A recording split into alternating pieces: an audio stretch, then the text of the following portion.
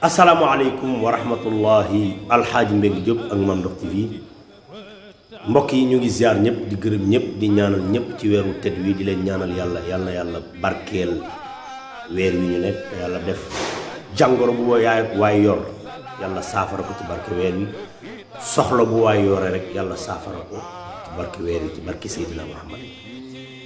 mbokk yi man nag dama am habitude lu ma amul xam-xam rek duma ci wax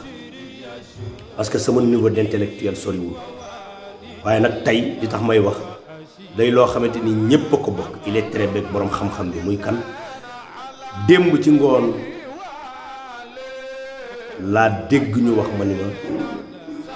Emmanuel Macron président France dafa caricaturé Seydina Muhammad sallallahu alayhi wa sallam mbokk yi nag loolu ñun buñ ci waxul day mel ni sax cofeel gi ñuy wax ci Cheikh Seydil Hadji Malick du dëgg ndax ñun kat bi ñu juddoo li tax ñu bëgg Seydil Hadji Malick bu baax a baax li ko waral mooy yonent bi sallallahu alayhi wa sallam mi mu ñu jàngal mooy kan ba tax ñun ñu sopp yonent bi ci suñu xol yi bu baax a baax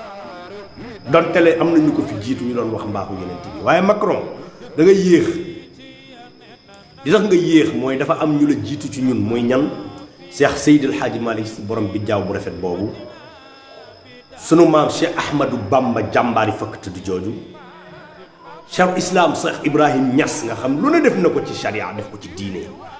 sunu maam Limaamu Laay Cheikh Bou Kounta Ndiassane Cheikh Abdoul Khadir Jeylaani Cheikh Ahmed Tidiane Chérif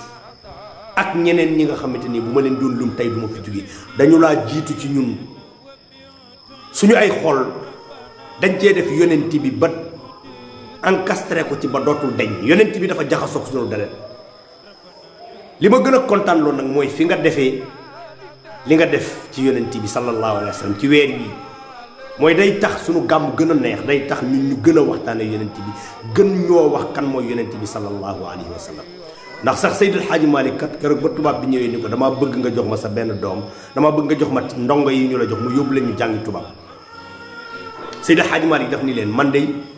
Babacar Sy mii bu ngeen ko bëggee ma jox leen ko ngeen yóbbu ko ndax jiitu naa leen ci moom mënatoo leen a def dara lu yàq li ma def ci moom ba pare loolu nag moo leen dal ci ñun ci Seydina Muhammad mag yu baax yi dëkkee réew mi dañ ñoo jàngal kuy yonent bi ba kenn mënatul a yàq suñu pas-pas ci yonent bi sallallahu alayhi wa sallam mais yow nag dama laa bëgg a xamal benn affaire yow Macron mooy da nga amoon ay maam ku ci mel ni ay Abu Jahlin ay Abu Lahab ñu bon ñooñu nga xamante ni ñoo la fi jiitu woon doon xeex yonent bi sallallahu alayhi wa sallam même bu fekkee jàngoo seen histoire xam nga fa la mujjee yow fa nga jëm ndax li la yàlla teg ci boppam teg la nattu alag la te juddoogoo mooy lan mooy xale bu ndaw même pas 40 ans wala boo ko amee ci ngay yem takk mag moo xamante ni mat na la yaay loolu rek ci alkaane la toll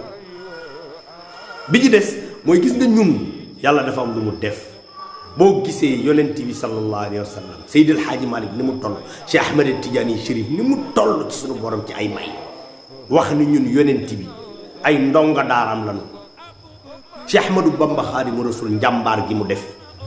ku ne xam na yéen sëñ Bamba ni mu toll wax ni man maay Xaadimu Rasul kon kan mooy yonent bi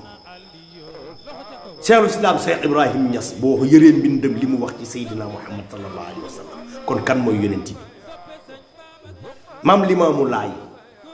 Bou Kounta Ndiassane ak ñeneen ñi nga xamante ni mënuma leen a lim kon yow dangaa yéex ndax yàlla ak yonent bi mag ñu baax ñi ci réew mi dañ laa njëkk ci ñun suñu pas-pas rek koy yokk surtout fi nga ko defee nag day tax gàmm gi gën a rupput bu ndax képp ku naroon a waxtaana leneen lu dul loolu dañ ñuy xamal kan mooy yonent bi suñu pas-pas gën a sax bokk yi damay wax ni lu ni fan kenn du ko jeex Seydina Muhammad ñoom ñi koy caricaturé ñoo leen gën a xam ni mooy gën gi mi neefi amul dend benn bu gën ñaar la kon li ma bëgg mooy nga xam ni aw nga ci yoon woo xamante ni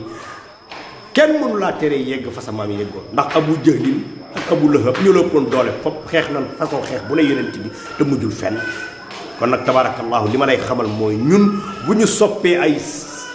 yonent bi sallallahu alayhi wa sallam c'est grâce à suñu mag ñi nekk fii ay Cheikh Ahmadou Bamba Seydil Hadji Malick Baye Niass maam Limaamu Laay ñoo ñu jàngal kan mooy Seydina Muhammad sallallahu alayhi wa sallam